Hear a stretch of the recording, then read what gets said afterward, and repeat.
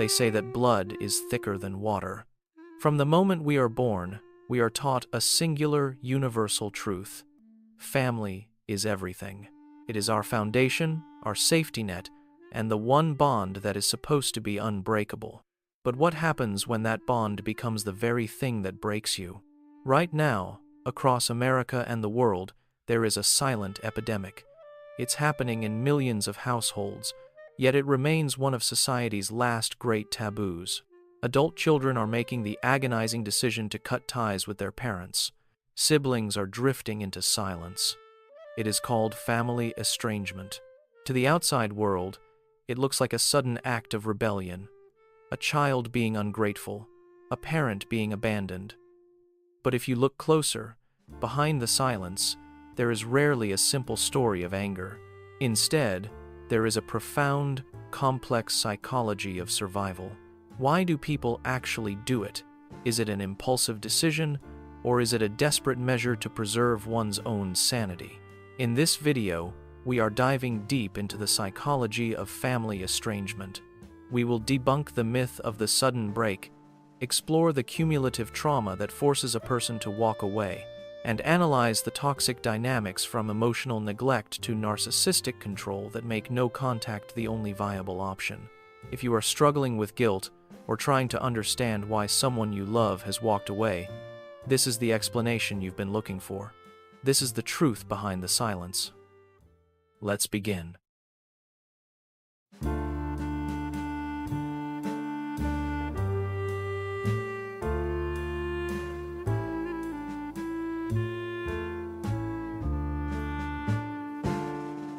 Estrangement almost never begins with a dramatic explosion.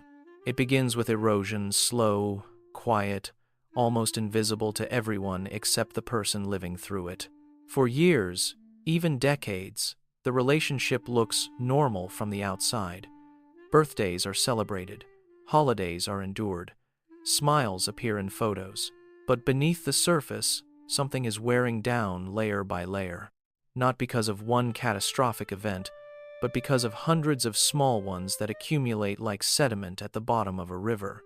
Psychologists call this microtrauma, the subtle criticism disguised as concern, the boundary that gets pushed just a little further each year, the dismissive tone that tells you your feelings don't matter, the constant pressure to be who they want you to be, not who you are. Individually, these moments seem minor. Together, they become a psychological climate. And over time, your body begins to respond before your mind does. You tense before the phone rings. You rehearse conversations before family gatherings. You shrink parts of yourself to keep the peace. What you once called family dynamics becomes chronic anxiety woven into your daily life. This is the erosion most people never see. Estrangement doesn't happen because someone suddenly stops caring. It happens because they have gradually run out of capacity, out of energy, out of hope, out of space to keep absorbing the same wounds. Before the break comes the exhaustion, and before the exhaustion comes years of being slowly worn down. This is the true beginning of estrangement. Not anger, but depletion. From the outside, estrangement often looks abrupt, like someone woke up one morning, got angry, and decided to disappear. Parents describe it as out of nowhere. Friends say, "But everything seemed fine." But that's the illusion of the volcano effect. A volcanic eruption looks sudden only to those who weren't paying attention to the pressure building beneath the surface. Lava doesn't appear overnight. It forms quietly, silently, over years. The mountain holds it in until it can't. Family estrangement works exactly the same way.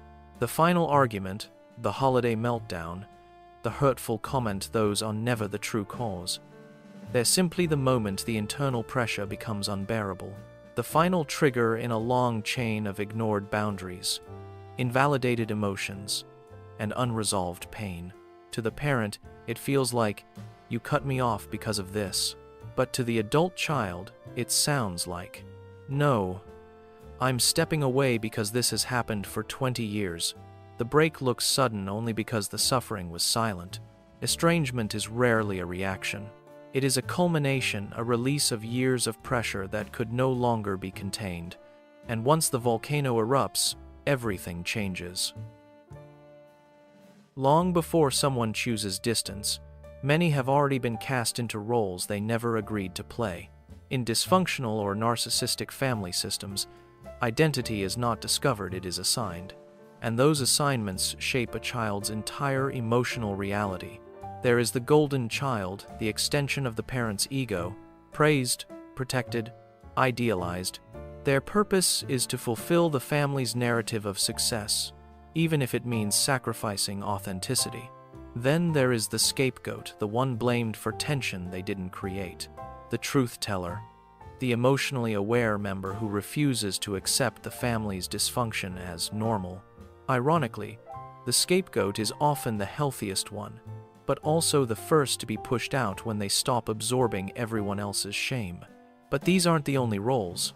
There is the invisible child who survives by disappearing, keeping quiet, needing little, and learning that attention is dangerous. They grow up skilled at self-reliance, but chronically unsure if they deserve to exist loudly. And then, perhaps the heaviest role of all, the parentified child. The child who becomes the emotional caretaker for their own parents. The mediator, the peacekeeper, the one who carries responsibilities far too heavy for their age. These children grow up believing love must be earned through service, sacrifice, and silence. None of these roles allow a child to develop a true self. They create patterns of guilt, obligation, and emotional suppression that follow a person well into adulthood. And when someone finally steps out of the role, when they try to become a whole human instead of a family function, the system reacts. It resists. It blames. It punishes. Because, in families like these, the moment you reclaim yourself is the moment you become a threat. For many, estrangement isn't about leaving the family. It's about escaping the role that was breaking them. Some wounds bleed, others don't, and those are often the ones that shape us the most. Emotional neglect is quiet. It leaves no bruises, no scenes, no clear moment you can point to and say, that's when it happened. Instead, it is defined by what never happened, the comfort that wasn't offered, the protection that never came, the curiosity about your inner world that no one ever showed. Growing up without emotional attunement teaches a child something devastating, that their feelings are either too much or not worth noticing. And as adults, these same individuals often become the ones who seem strong, independent, even unbothered, while carrying a private ache that never fully goes away. This is the empty well. You keep going back to your family hoping just once to draw water. Maybe this time they'll listen. Maybe this time they'll ask how you really are. Maybe this time they'll meet you at the level you've always reached for. But every visit ends the same. A dry bucket, a hollow chest, a familiar disappointment. Most people don't leave because of what their parents did. They leave because of what their parents could never give. Because returning again and again to an empty well eventually becomes a form of self-abandonment. Estrangement, for many, is not about rejecting their family. It is about finally choosing to stop thirsting for a kind of love that has never been there. The pain of what happened can be healed. The pain of what never happened takes longer, because you're grieving a version of childhood you never got to live. If estrangement seems sudden to outsiders, the staying is even harder to understand. Why do people endure years, sometimes decades of pain before stepping away? The answer lies in two powerful psychological forces: trauma bonding and the hope cycle. Trauma bonding forms when moments of harm are intertwined with moments of warmth. A cutting remark followed by an apology. A cold silence followed by a rare expression of affection. A boundary crossed, then a promise that things will be different. The nervous system becomes conditioned to confuse inconsistency with love. You start believing that if you just try harder, give more, stay calmer, you'll finally earn the version of your parent you needed as a child. And that is where the hope cycle begins. It keeps you waiting. It keeps you forgiving. It keeps you returning to situations that slowly dismantle your sense of self. Hope isn't the problem. It's that the hope is always about who they could be, not who they consistently are. Many adult children stay because they were taught that leaving makes them disloyal, that protecting themselves makes them selfish, that wanting peace means they are the problem. So they endure. They shrink. They rationalize. They wait for the breakthrough moment that never comes. When someone finally walks away, it's not because they stopped loving their family. It's because they realized the cycle wasn't going to change. And staying meant losing pieces of themselves 1 year at a time. Estrangement often begins with a heartbreaking realization: if I stay, I'll disappear. When people hear the words no contact, they often imagine a drastic, emotional cutoff, an act of punishment or revenge. But in reality, distance is rarely a declaration of anger.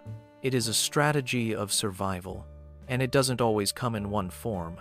Some choose low contact, reducing conversations, shortening visits, keeping topics surface level.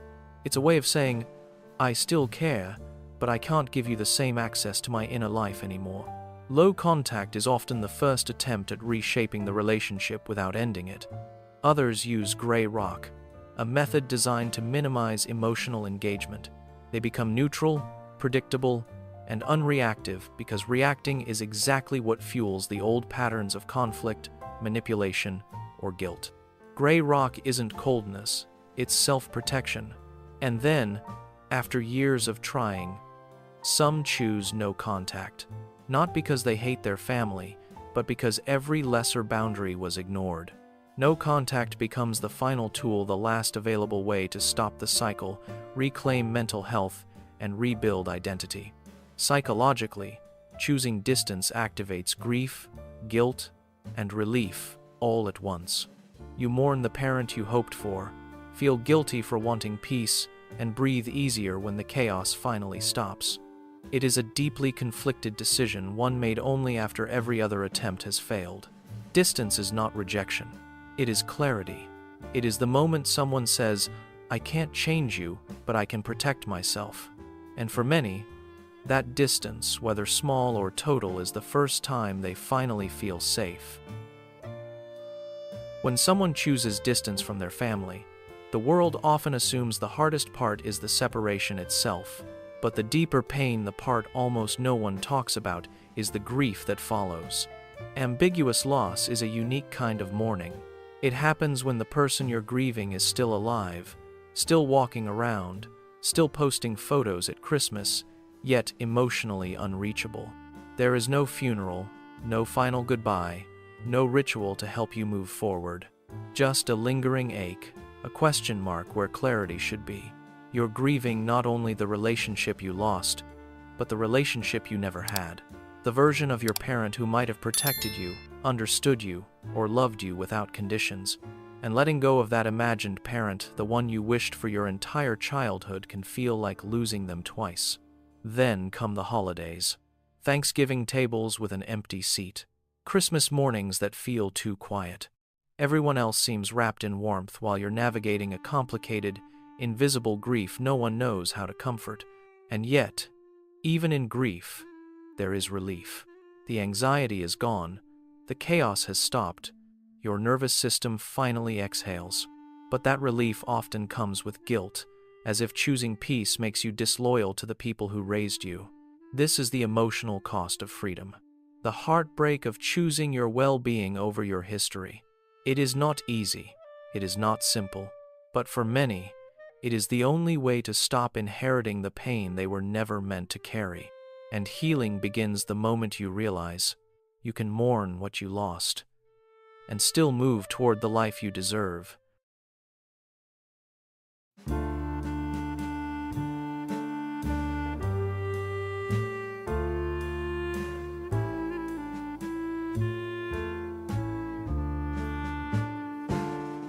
For many people, estrangement is not the end of a story. It is the beginning of a life they were never allowed to fully live. Because once the noise quiets and the guilt softens, something unexpected begins to emerge. A sense of self that had been buried under years of roles, expectations, and emotional survival strategies. Reclaiming identity is not a sudden revelation. It's a slow, tender rebuilding. You learn to ask questions you were never permitted to ask. What do I actually want? What do I enjoy? What feels safe for me? And perhaps for the first time, your choices are not filtered through fear of judgment or punishment. You stop shrinking. You stop apologizing for existing. You begin to trust your inner voice, the one that was silenced for so long. Healing also means breaking the generational cycle. Many adults who step away do so not out of resentment, but out of clarity. This ends with me. They refuse to pass on the chaos, the emotional starvation, the conditional love. They begin to parent themselves with gentleness, and if they eventually have children, they offer them a version of safety they never received. And along this path, something beautiful happens. You discover the concept of a family of choice, a partner who truly listens, friends who feel like home, mentors, communities, and connections built on mutual respect, warmth, and emotional honesty. People who don't love you because of obligation, DNA, or tradition, but because they see you, value you, and choose you. This is where the cycle breaks, not when you walk away from the family you were born into, but when you begin building the family your spirit always needed. Reclaiming identity is an act of courage. Creating a family of choice is an act of liberation. And together, they form the foundation of a life no longer defined by pain, but by possibility. In the end, estrangement is not truly about breaking a family apart. It's about redefining what family means. For some, family is the people who raised them. For others, it becomes the people who finally made them feel safe. Both truths can exist at the same time. Walking away doesn't mean you are heartless. It means you stopped walking back into the fire just because you were told to. It means you chose peace over chaos, clarity over confusion, healing over history. And that choice, though painful, is profoundly brave. As you move forward, you are allowed to grieve. You are allowed to grow. You are allowed to build a life shaped not by the wounds of your past, but by the love you choose, the boundaries you deserve, and the future you're finally giving yourself permission to live. And if this video made you feel seen even in a small way, I want you to know you're not alone. There are thousands of people walking this same quiet, complicated path. If you'd like to stay connected, consider subscribing. We explore the hidden corners of the human heart here every week. And if you feel comfortable, share your experience or reflections in the comments below. Someone else might find strength in your story. Take care of yourself. You deserve to heal.